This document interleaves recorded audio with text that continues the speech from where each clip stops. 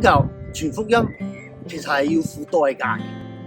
保羅喺哥林多前書第9章19節就咁講：我雖是自由的，冇入監管，然而我甘心作了眾人的僕人，為要多得人。保羅喺呢度咧，就係咁樣知佢宣教嘅代價就係擺低自己嘅權利，成為個僕人。佢係自由人嚟嘅，本來佢係羅馬公民，可以自由來往，去邊度都可以。而且喺猶太人當中，佢係一個有地位嘅人，但係佢情願擺低自己嘅架子，做僕人嚟服侍更多嘅人。呢個係佢放低自己嘅權利。保羅話：你哋要效法我，如同我效法基督。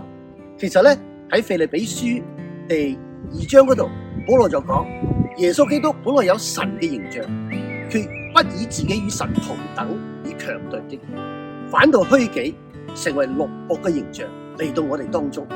所以耶穌基督嘅榜樣就係做僕人嚟服侍我哋。我哋最近有個 Easter 嘅營隊，有好多美國嚟嘅短宣隊嚟幫助我哋就彼此學習點樣用僕人嘅形象嚟服侍呢啲學生。我哋以生命影響生命，所以我哋喺宣教工場當中，我哋彼此學習做僕人，為要得更多嘅人。